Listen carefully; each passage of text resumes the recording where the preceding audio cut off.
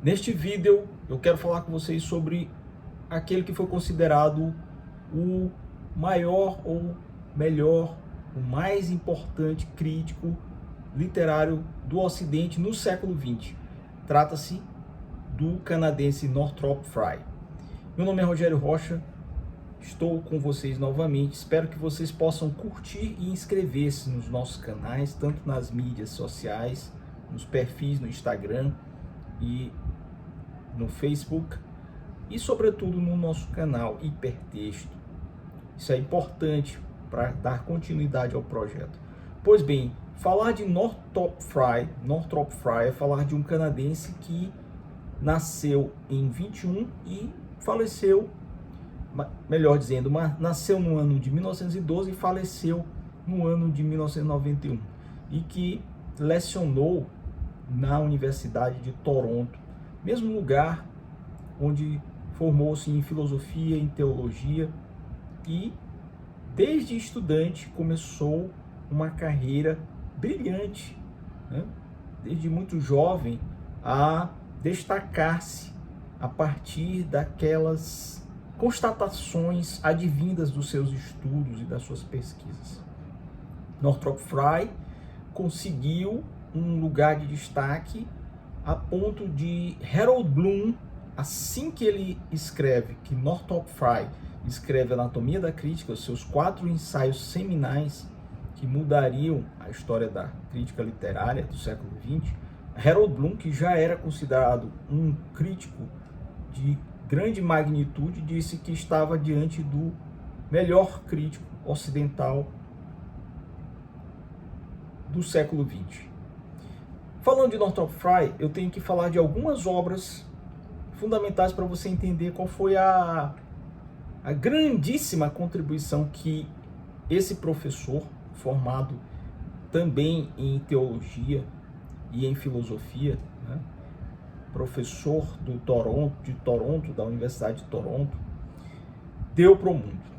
A gente começa, como eu já falei, com a Anatomia da Crítica. Eu já citei esse livro em outros vídeos meus. Ele está dentre aquelas obras que um autor deixa como legado para a humanidade. Essa daqui, para quem desenvolve estudos na área de literatura, é sem dúvida uma obra referencial. Passando o tempo, ela continua a ser tão importante quanto quando surgiu. 4 ensaios seminais, onde Frye vai desenvolver a sua tentativa de criar uma crítica literária como uma ciência da literatura, como uma ciência cujo objeto tem que partir de elementos sistematizados, tirar a crítica literária, que era uma mera falação sobre livros, ou sobre biografias ou autores, transformá-la, a crítica literária, em algo causal e não casual. E tirá-la também de um lugar que era mais dado a coisas fortuitas e meramente intuitivas, para desenvolvê-la como um objeto de estudo científico. Ele faz isso a partir de 4 ensaios, onde ele vai desenvolver teorias, né? Teoria dos modos, a teoria dos símbolos, a teoria dos mitos e a teoria dos gêneros. Fundamental para entender o que é a crítica literária. Depois disso, dentre outras obras, ele escreve também essa pequena obra aqui, que é introdutória à obra do T.S. Eliot, que é um dos poetas, um dos escritores que mudam a face da poesia moderna, da poesia contemporânea, por que não dizer. E ele faz esse estudo introdutório, né, que é fundamental para quem quer entender melhor a importância para a literatura contemporânea dessa figura aqui, T.S. Eliot. Outra obra fundamental do canadense, do mestre, do professor Frye, é esta aqui, que está entre as grandes obras que ele escreveu, uma também dessas que ficam como legado aos estudos literários e, por que não dizer, aos estudos culturais, que é a Imaginação Educada. A Imaginação Educada, ele vai nos dizer a sua concepção de literatura, e mais do que isso, a sua concepção de onde é e onde está o lugar da imaginação e da criatividade. A importância do imaginário, a importância da imaginação, né? Essa imaginação que tem lugar na literatura de forma acentuada, como também nas artes, né? E aí ele vai mostrar que é preciso educar a imaginação. E educando a imaginação, você cria uma literatura mais forte, uma literatura mais rica. Ele vai mostrar isso, dentre outras coisas, nessa pequena, porém visceral obra. Mas o que eu quero falar mesmo, quando alguém trabalha com conhecimento e quer legar ao mundo uma grande obra, ele deve esforçar-se para que ela tenha de fato um alcance significativo e um diferencial. E ele consegue isso nesta obra aqui, que é o grande código, a Bíblia e a literatura. Nela, Northrop Frye vai desenvolver as suas pesquisas em torno de mostrar por que a Bíblia tem um arquétipo, funciona como um arquétipo para toda a literatura ocidental.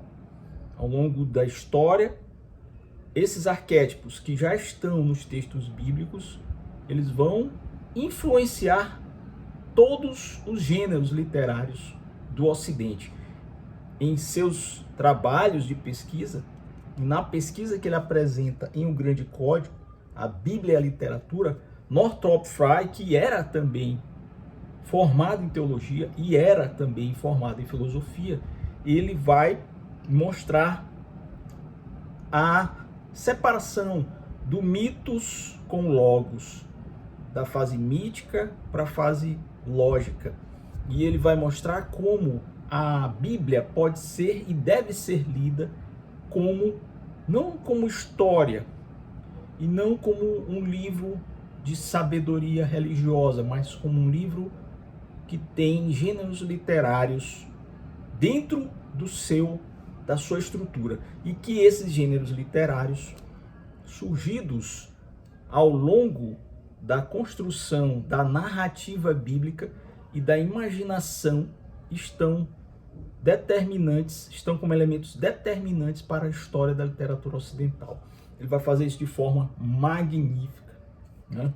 Sendo a Bíblia esse mito fundador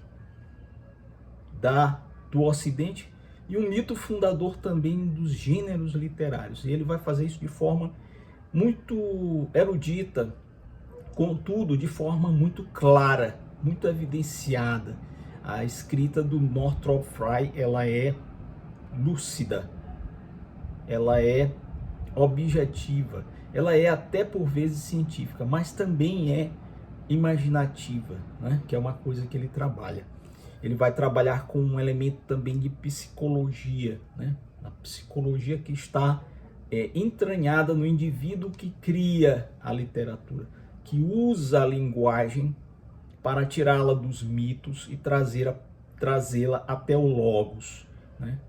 E essa linguagem fundadora, arquetípica, está dentro da Bíblia, está dentro do Velho e do Novo Testamento. Ele vai mostrar isso aqui através de teorias fascinantes, das revelações até o Apocalipse, mostrando a imagética, a narrativa e a retórica presentes na Bíblia e influenciando vários, para não dizer todos, os gêneros surgidos dentro da literatura.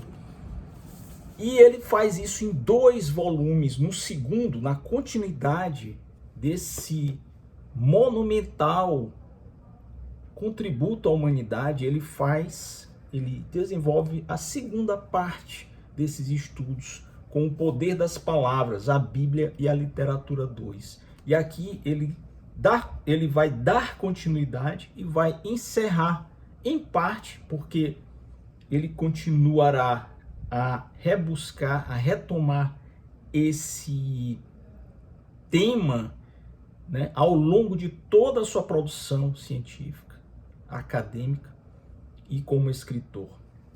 Mas aqui ele vai dar continuidade à teoria que ele desenvolveu na primeira obra, no código, o grande código, a Bíblia, e vai trazer para a gente o poder das palavras, falando, sobretudo, das identidades e das metáforas, do espírito e do símbolo. E mais uma vez, trabalhando com os arquétipos e com a visão mitológica, que depois vai transformar-se numa visão lógica, né? E a linguagem vai beber, tá? A linguagem literária ocidental vai beber de vários desses esteios que aparecem no Velho e no Novo Testamento. É uma obra monumental. Ler o texto do Northrop Frye é uma coisa assim fascinante, né? É um verdadeiro acontecimento, o ato de ler Northrop Frye. Ao passo que você aprende, você se deslumbra com a capacidade de raciocínio desse homem que deixou também, para fechar o vídeo e para fechar essa homenagem ao melhor teórico crítico ocidental do século XX, na visão de Harold Bloom e também na minha, para mim o número 1, o número 2 foi o próprio Bloom. Northrop Frye traz um encerramento com um trabalho em dupla. Northrop Frye, que morreu em 91, nessa obra aqui, ele encerra esse monumental trabalho de pesquisa ao lado da poetisa Jay McPherson, uma londrina, uma britânica que vai para o Canadá e leciona na mesma faculdade, na mesma universidade que o Frye. Resolvem, portanto, os dois, em certo momento, escrever a estrutura mitológica da cultura ocidental, a Bíblia e os mitos clássicos, que tem um imbricamento, um emaranhamento, uma ligação com os livros anteriores, esses que eu acabei de mostrar para vocês. Nesse ponto, a Jay era uma pesquisadora da mitologia. Ela se interessava profundamente pelos mitos e pela simbólica, pelo simbolismo que estava impregnado nos mitos. E o Northrop Frye, por sua vez, era também estudioso do tema, que vem desde quando ele, ainda estudante universitário, faz uma pesquisa a partir dos poemas de William Blake, que eram tidos como uma coisa muito viajante, muito metafísica, muito, né, sem sentido para alguns, e ele vai mostrar o que estava na base dos poemas de William Blake, que era justamente a ligação com a mitologia bíblica. E daí, desse ponto, que ele começa a trajetória que daria lugar a essas três obras fenomenais que são coroadas, né, com este último livro fascinante, a Bíblia e os mitos clássicos, onde ele vai, juntamente com a Jay McPherson, tratar de um grande apanhado de temas que estão presentes na base de suas teorias, desde aquelas que ele apresenta na primeira obra. Lembrando que não se trata de um livro de exegese bíblica, não é um livro de teologia, é um livro científico sobre literatura, partindo do princípio de que há um arquétipo que está impregnado no Velho e no Novo Testamento, e desse arquétipo os gêneros literários ocidentais vão beber para, de certa forma, construírem, né, as suas facetas, as suas características, desde a poesia até a prosa, passando por outras artes e por outros campos e caminhos do saber paralelos à literatura. Essa é a nossa homenagem ao fabuloso Northrop Frye. Eu deixo o vídeo para vocês. E aí, vocês também acham Northrop Frye um gênio da crítica literária ocidental? Já leram algumas dessas obras ou têm interesse em ler? Comentem aí, deixem os comentários, compartilhem e deixem um like nesse vídeo que vai ser muito importante para o nosso trabalho continuar.